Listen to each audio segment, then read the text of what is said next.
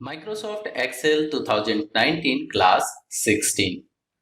इस क्लास में आप सीखेंगे पिवोट टेबल के बारे में। पिवोट टेबल फिल्टर का ही एडवांस वर्जन है जिसमें आप अपने डाटा को और ज्यादा तरीकों से फिल्टर कर सकते हैं।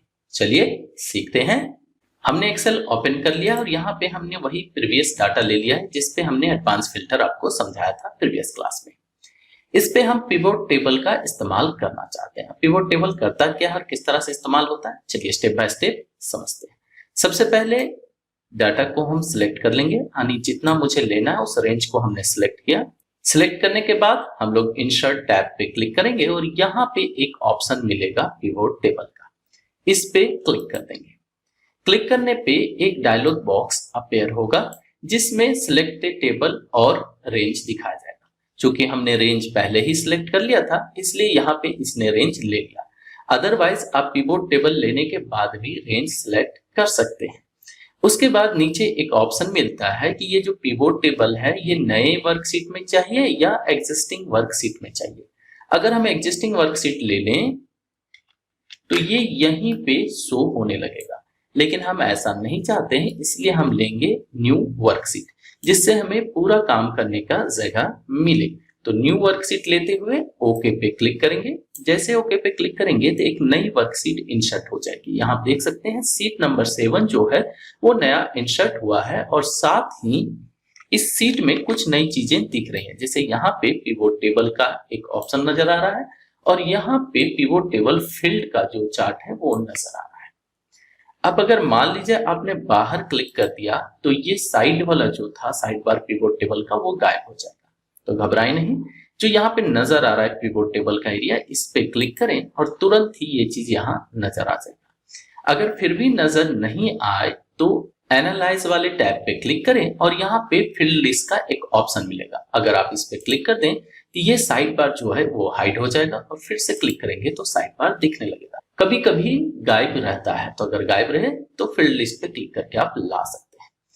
अब अगर आप यहाँ पे ध्यान देंगे तो ऊपर में ये 3 हमें फील्ड के नाम नजर आ रहे हैं। ये वही हैं जो हमने डाटा सेलेक्ट किया था। अब इसमें जिस तरह से हम फिल्टर चाहते हैं वैसे वैसे टिक करते जाएंगे। एग्जाम्पल के तौर पे हम पोस्ट वाइज फिल्टर करना चाहते हैं इस डाटा को, तो हमने पोस्ट पे टिक किया और जैसे पोस्ट पे टिक किया तो आप देखेंगे यहाँ पे इसने पोस्ट ले लिया और उसे फिल्टर भी कर दिया है और साथ ही समराइज भी कर दिया है। थोड़ा सा मैं इसे जूम कर लेता हूं जिससे आप और अच्छे से समझ सकें। ये देखिए इसने यहाँ पे डॉक्टर, इंजीनियर और टीचर, चूंकि ये यूनिक थे तो इन दोनों को इस तरह से सिंगल सिंगल इसने ले लिया। अब अगर मैं ये जानना चाहता हूं कि डॉक्टर्स के टोटल कितनी सैलरी थी, इंजीनियर की कितनी और टीचर की कितनी, तो पिवोट टेबल फील्ड में से मैं सैलरी पे टिक करूंगा और जैसे सैलरी पे टिक करूंगा तो यहाँ पे देखिए डॉक्टर की सैलरी नजर आने लगी, इंजीनियर की और इसी तरह से टीचर की, और ये सम करके मिल रहा है, मतलब इनको जोड़ के दिया गया और फाइनल में यहाँ पे ग्रांड टोटल भी मुझे मिल रहा है। अब अगर मुझे ये जानना हो कि डॉक्टर के अंदर कौन कौन है तो यहाँ पे नेम वाला जो लिस्ट है इस पे टिक कर देंगे। जैसे टिक करेंगे तो यहाँ पे देखिए डॉक्टर के अंदर डॉक्टर्स के सारे नाम आ गए, इंजीनियर के, इसी तरह से टीचर के भी। अब अगर ये जो अभी हमने लिया था तरीका, यानी पहले हमने पोस्ट लिया, फिर हमने सैलरी, फिर नेम, अगर इसे बदल दें तो रिपोर्ट भी अलग आएगा। चलिए इसे मैं वापिस अनचेक कर देता हूं और इसके बाद सबसे पहले मैं लेता हूं यहाँ पे नेम। अब नेम लेते हैं, देखिए यहाँ पे नेम सबसे पहले नजर आ रहा है। उसके बाद अगर हम सैलरी पे क्लिक करें, ये देखिए सबकी सैलरी यहाँ दिखने लगी और ऑटोमेटिक यहाँ ग्रांड टोटल भी दिखने लगा। अब अगर मुझे ये जानना हो कि कौन सा नाम किस पोस्ट का था तो यहाँ पोस्ट पे टिक करेंगे।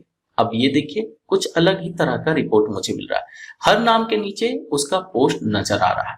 तो जैसे आप टिक करेंगे उस हिसाब से यहाँ पे डाटा फिल्टर होगा और उसी हिसाब से सॉर्टिंग भी होगी। चलिए इसे वापस अनटिक कर देता हूं। ये देखिए क्लियर हो गया, यहाँ पे अभी हमें कोई भी डाटा नजर नहीं आ रहा।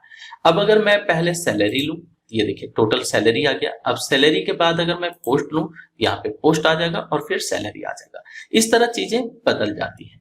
अब अगर मान लीजिए मुझे ये जानना हो कि डॉक्टर टोटल कितने थे, तो यहाँ जो इसने सम किया है वो चीज हम बदल देंगे। अब बदलेंगे कैसे, तो साइड बार में यहाँ आप देख रहे होंगे 4 बॉक्सेस बने हुए हैं। एक है फिल्टर का, दूसरा है कॉलम का, तीसरा है रो का और चौथा है वैल्यू का। वैल्यू में सम ऑफ सैलरी लिया हुआ है, मुझे सम ऑफ सैलरी नहीं चाहिए, यहाँ चाहिए काउंट ऑफ सैलरी। तो इस पे हम क्लिक करेंगे, किस पे, ये जो ड्रॉपर है इस पे क्लिक करेंगे और यहां से हम चेंज कर देंगे, इसकी वैल्यू जो है वो हम चेंज कर देंगे। इसके लिए वैल्यू फील्ड सेटिंग में जाएंगे और यहाँ पे काउंट पे क्लिक करेंगे और ओके पे क्लिक कर देंगे। अब देखिए यहाँ पे काउंट आ गया कि टोटल डॉक्टर्स कितने हैं 5, इंजीनियर कितने हैं 2 और टीचर कितने हैं 2। तो इस तरह से आप अलग अलग तरह के वैल्यूज यहाँ से सेट कर सकते हैं, जिस तरह की आपकी आवश्यकता हो वो आप सेट कर लें और ओके पे क्लिक कर दें। ज्यादातर अगर सम की आवश्यकता है तो सम पे लें और ओके पे क्लिक करें तो यहाँ पे सम निकल के आ जाएगा। इसी तरह अगर हम पोस्ट यहाँ रो में ना होके कॉलम वाइज चाहते हैं तो इसे रो से उठा के यहाँ कॉलम में ड्रॉप कर देंगे। अब देखिए क्या हो गया, यहाँ पे डॉक्टर जो है वो कॉलम में आ गया, इंजीनियर कॉलम में आ गया, टीचर भी कॉलम में आ गया और उसके नीचे यहाँ पे सैलरी नजर आने लगी। ये कब ज्यादा यूजफुल होता है, जैसे मान लीजिए मुझे यहाँ नाम भी चाहिए, मैंने नेम पे टिक किया और ये देखिए डॉक्टर का जो है उनके सामने उसकी नाम की सैलरी नजर आ रही है, इंजीनियर के सामने और टीचर के सामने और ग्रांड टोटल यहाँ पे फाइनल दिख रहा है। तो अगर इस तरह से फिल्टर करना हो तो आप इस तरह से डाटा को चेंज भी कर सकते हैं। तो पिवोट टेबल में होते हैं काफी सारे ऑप्शन जिनके द्वारा आप अलग अलग तरह से अपने डाटा को शॉर्ट कर सकते हैं, समराइज कर सकते हैं और फिल्टर कर सकते हैं। इस क्लास में यहीं तक। आगे आने वाले वीडियो क्लासेस के लिए चैनल को सब्सक्राइब कर लें, वीडियो को लाइक करें और दोस्तों के साथ शेयर करें। Bye, thank you.